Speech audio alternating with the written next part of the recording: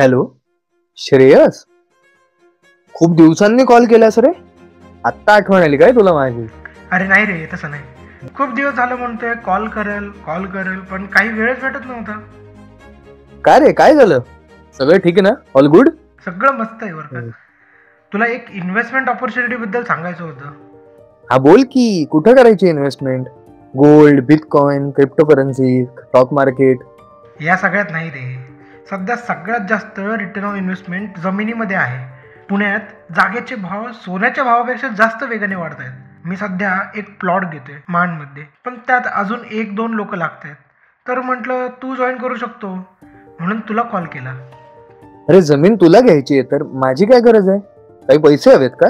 नाही रे, actual total जमीन 11 गुंठे आहे. तर आम्ही इतर 7 जण मिळून 9 गुंठे घेतोय. राहिलेले 2 गुंठे तू घेशील का? का? तू किती घेतोयस? 2 गुंठे. मग तुझे 2 गुंठे सेपरेट खरेदी नाही का होणार? नाही, पूर्ण 11 गुंठे खरेदी करून सगळ्यांची नावे सातबाराला लागणार. अरे म्हणजे तू गुंठेवारी जागा घेतोय म्हणजे? गुंठेवारी ते काय असतं?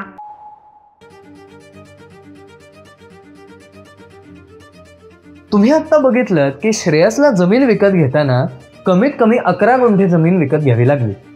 तर हे काय आहे? याला गुंठेवारीचा कायदा असं म्हणतात.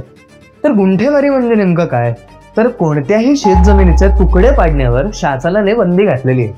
तर शेतजमीन कमीत कमी 11 गुंठे कोणीही विक्री किंवा खरेदी करू शकतो. याच कायद्याला बायपास म्हणून डेव्हलपर्स हे 11 गुंठे 10-11 जणांना विकून त्यांची सोबत खरेदी करतात व 7-12वर ह्या 10-11 जणांची सोबत म्हणजेच सामायिक क्षेत्रामध्ये नावे लावतात. या जमिनीवर कोणताही प्रकल्प सुरू करण्याआधी या 10-11 जणांची संमती घेणे अत्यंत आवश्यक असते. या गुंठेवारीमध्ये प्रत्येकाला त्याच्या प्लॉटमधून येण्या जाण्यासाठी रस्ता सोडणे आवश्यक असते. याच रस्ता सोडलेल्या जागेचा मोबदला देखील डेव्हलपर्स ओनरकडून घेतात. कित्येक वेळेस रस्ता छोटा असल्या कारणाने प्लॉट धारकांना खूप अडचणींना सामोरे जावे लागते.